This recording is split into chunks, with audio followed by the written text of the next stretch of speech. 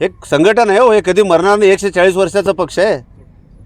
हे का काल परवा निर्माण झालेलं नाही. कुठंतरी बाळासाहेब ठाकरेंच्या बरोबर गद्दारी करून पक्ष फोडून निर्माण झालेला आमचं पक्ष नाही आहे. हे देशाच्या स्वातंत्र्य लढ्यात ज्यांनी देशाला स्वातंत्र्य मिळवून दिलं त्या पक्षाचा मी सदस्य आहे. त्या पक्षाच्या वतीनं मी बोलतो. कुठंतरी गद्दारी करून 40 आमदार पळवून नेऊन पक्ष स्थापन करून हे जसं आलं तसंच आज न उद्या जाणार आहे. ठीक आहे, ते काय त्याबद्दल काय मला म्हणायचं नाही. पण काँग्रेस पक्ष हा देशाला स्वातंत्र्य मिळवून दिलेला पक्ष आहे. म्हणून हे काही दिवस असतात वाईट असतात.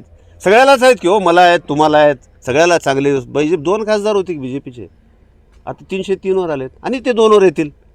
सांगता येत नाही. बघा, जनता जनार्दन जसे कौल देईल जनतेचा कौल मान्य करावं लागतं आहे. मला वाटतं भाजप अजून 2वरच येईल थोड्या दिवसांनी.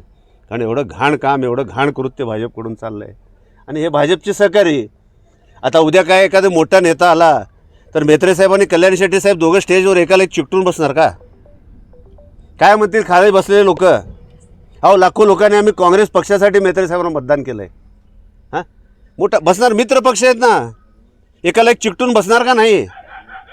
मग त्यावेळी जनता काय बोलते हे दोघांना पण कळेल, चांगलं कळेल. त्या दोघांचा फायदा तुम्हाला होईल असं वाटतं? निश्चितपणानं होईल हो. 2 हिंदुत्ववादी पक्ष एकमेकासमोर लढले तर निश्चितपणानं काँग्रेस पक्षाला, निधर्मी पक्षाला फायदा होईल असं माझं ठाम मत आहे. आणि ते होणारच आहे. तुम्ही बघा, येत्या काळात बघा तुम्ही. यासाठी काय मेळावा वगैरे निश्चितपणानं घेऊ. 15 दिवसात मेळावा घेऊ आम्ही. आता एकदा ह्यांचं संपू दे. आता कोण जातं आहे, कोण येतं आहे, अजून काय काय, कोण कुठं तळ्यात मळ्यात कुंभीवर बसलेत. अजून ते कुंभीवरचे लोक कुठं कुठं जातात माहीत नाही. ते एकदा चित्र क्लिअर झालं की निश्चितपणानं 15 दिवसाच्या आत काँग्रेस पक्षाचं